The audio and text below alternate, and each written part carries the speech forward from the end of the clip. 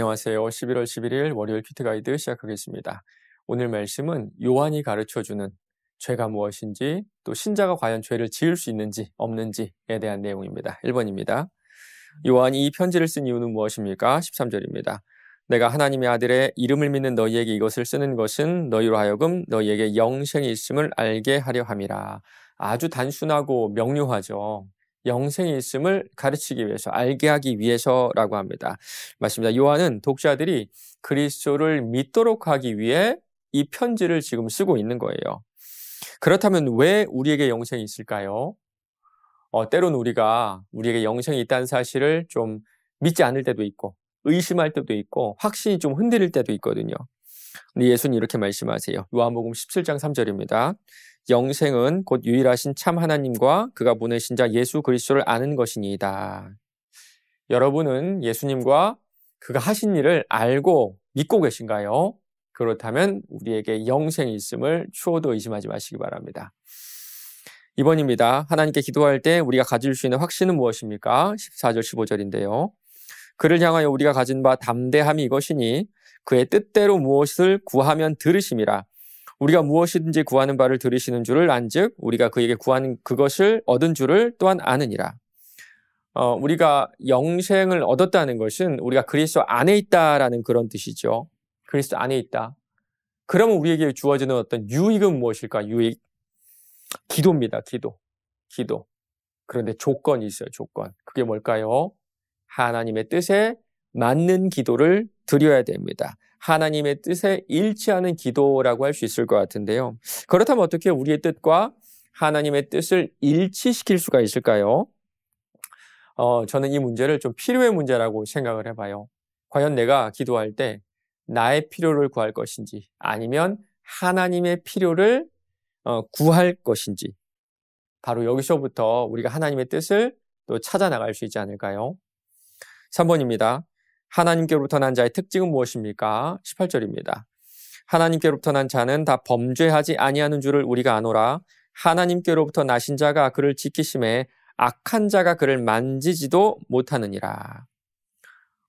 사실 이 구절은요, 두 가지로 번역을 할 수가 있어요. 첫 번째는요, 신자라면 죄를 짓지 않도록 스스로를 지켜야 된다.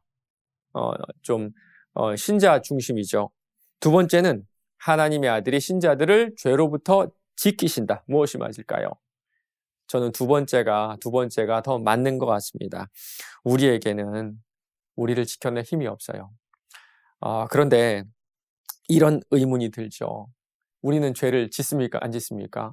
짓죠. 그러면 하나님이 실패하신 것일까요? 그렇지 않습니다. 오늘 말씀에 나오는 죄는 습관적이고 반복적인 죄를 의미하거든요. 하나님은 신자들을 이 습관과 반복으로부터 결국은 지켜내세요. 4번입니다. 하나님께로부터 난 자가 범죄하지 않는 이유는 무엇인지 묵상해 봅시다.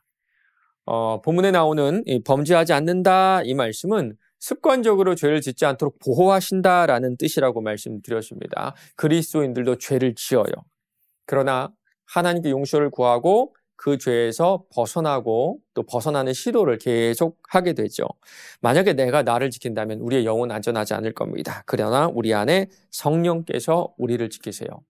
그리고 성령은 우리를 강권하지 않으시거든요. 그러니까 무슨 뜻인지, 제발 무슨 뜻이냐 하면요, 인격을 빼앗아 버린다, 그런 뜻이 아니라는 겁니다. 그런 방법이 아니라 보혜사 성령 하나님께서 영어로 하면 헬퍼, 돕는 자라는 뜻이거든요.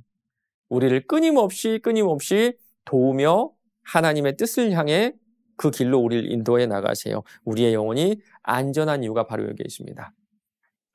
5번입니다.